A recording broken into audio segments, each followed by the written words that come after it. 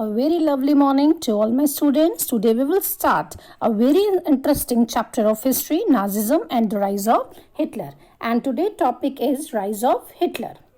Now, Hitler, the Adolf Hitler, born in 1889 in Austria.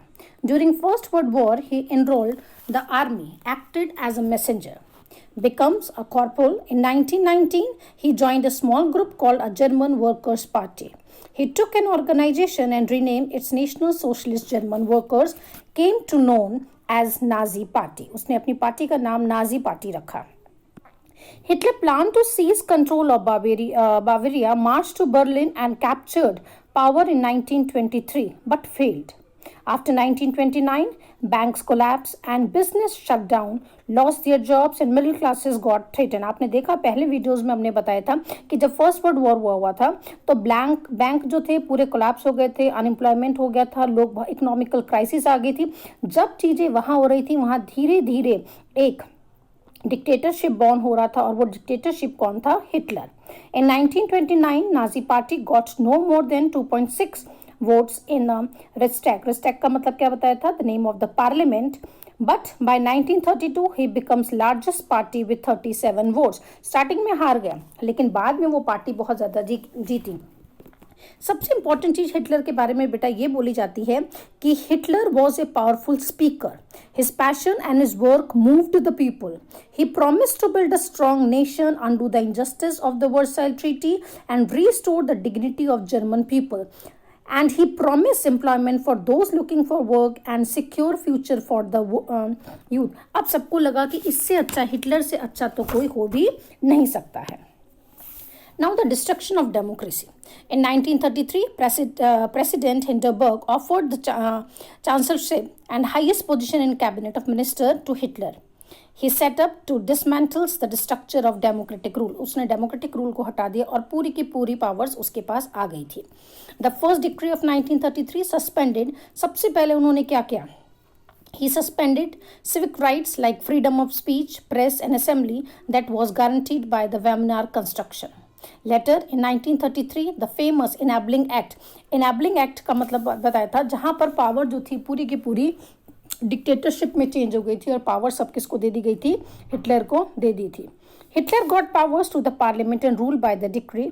All the decree का मतलब होता है बेटा आदेश देना, किसी को फोर्सफुली काम करवाना. All political parties and trade unions were band except for the Nazi party.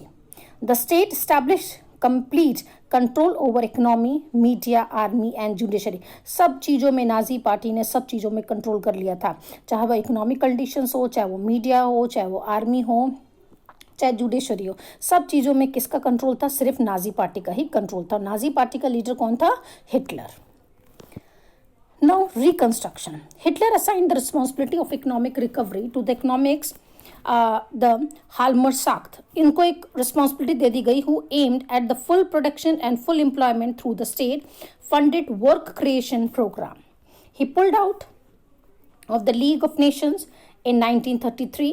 Reoccupied, अब दोबारा से उन्होंने क्या जीत लिया? Rhineland in 1936 and integrated Australia, और ऑस्ट्रिया को भी जीता. In Germany 1938 under the slogan. उनका एक ही स्लोगन था, one people one empire and one leader. एक ही व्यक्ति है और वो कौन था? हमारा हिटलर था. Later Hitler choose the war as a way out of the economic crisis. Resources were being accumulated through the expansion of territory. In 1939, Germany invaded Poland. Poland को जीत गया. वॉर फ्रांस के साथ स्टार्ट की. England उनके साथ already था. तो यहाँ पर एक पैक्ट था that is called the tripartite pact which was signed between three party, मतलब तीन कंट्रीज इसमें इन्वॉल्व थी, Germany, Italy and Japan in 1940. But लेकिन उसने एक गलती कर दी. सोवियत यूनियन में उसने अटैक करा 1941 में. USA had restricted involvement in the war. USA चाह रहा था कि मैं इसमें ज़्यादा इन्वॉल्वमेंट नहीं दूं. When Japan extended its support to the Hitler and bombed USA. जब जापान ने हिटलर का साथ दिया और कहाँ पे बॉम्ब गिरा दिया? यूएस में बॉम्ब गिरा दिया. तो वो सेकेंड वर्ल्ड वॉर था. It ended in may 1945 with the Hitler's defeated.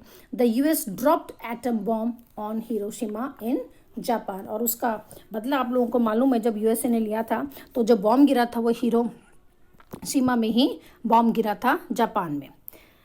Youth in Nazi Germany, youth का बहुत इंपॉर्टेंट रोल था, क्योंकि नाजी ये बोलते थे, हिटलर ये बोलते थे कि यूथ जो है वो हमारे देश के लिए सबसे इंपॉर्टेंट रोल प्ले करता है। Hitler felt that strong Nazi society can only B establish bye teaching children Nazi ideology. Schools were clean and purified. Clean purified का मतलब ये नहीं है बेटा कि यहाँ साफ सफाई करी जाती है। क्लीन एंड प्योरीफाइड का मतलब ये है कि यहाँ पर सिर्फ कौन होगा, सिर्फ यहाँ पर जर्मनी के बच्चे पढ़ेंगे, आर्यंस पढ़ेंगे, यहाँ पर कोई भी जूइस जो बच्चा है वो यहाँ पर नहीं पढ़ेगा। This meant that the teachers who were Jewish or seen as the politically unreliable were dismissed. Children were first segregated. Germans and Jews could not sit together or play together. यहाँ तक कि undesirable children, physically handicapped, gypsies were thrown out of the school, and finally in 1940s they were taken to the gas chamber. उनको यहाँ तक gas chamber में भी भेज दिया जाता था। Racial science was introduced to justify the Nazi ideas of race in schools. Children were taught to hate Jews and worship the Hitler. कहते थे सिर्फ मेरी पूजा करो। और एक चीज जो सबसे इंपॉर्टेंट थी वो ये थी, वो ये बोलते थे, Hitler believe that boxing could make children iron hearted, strong and masculine, कि बॉक्सिंग एक ऐसा गेम है जिससे कि वो लोग, हम लोग क्या बन सकते हैं, स्ट्रॉन्ग बन सकते हैं। यहाँ पर यूथ को उन्होंने 3 पार्ट्स में डिवाइड कर दिया था बेटा। 10-year-old had to enter the junk vlog। जो 10 years के अंदर है उनको क्या बोला गया है, जंक व्लॉग बोला गया है।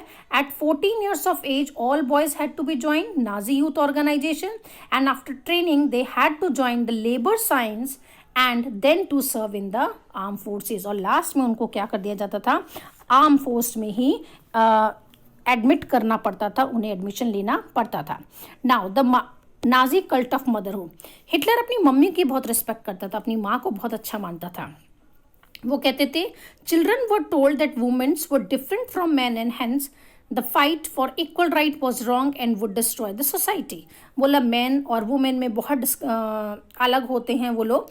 Boys were taught to be aggressive, masculine and steel-hearted, while girls were told to become good mother and rear pure-blooded Aryan children।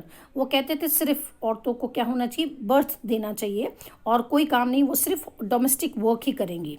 In 1933, women who bore undesirable children were punished, and those who bore desirable ones were awarded and given other facilities। अब कौन कौन सी facilities देते थे वो देते थे, they were given the favored treatment in hospitals and were also entitled to occasions in the shops, theatre tickets, railways, fairs, इन सब में देते थे। and to encourage the women to produce many children, honor cross were awarded। a bronze cross was given for the 4 children, silver for the 6 and gold for the 8। एक medal दिया जाता था जिनको ये लोग प्रोवाइड करवाते थे वुमेन्स के लिए। All Aryans women who deviated from the code of conduct were condemned and punished. अगर कोई भी व्यक्ति किसी के साथ, कोई भी लेडी अगर जूइस के साथ अपने रिलेशन बनाती है या उनसे बात करती हैं तो वो क्या करते थे, he paraded through the towns with shaved head, blackened faces and placard hanging around their necks and announcing I was swelling the honor of the nation। उनके गले में एक तख्ती लगा दी जाती थी बेटा, और बोला जाता था, उसमें लिखा जाता था कि हमने अपने प्योरिटी अपने को स्पॉइल कर दिया है। Thank you.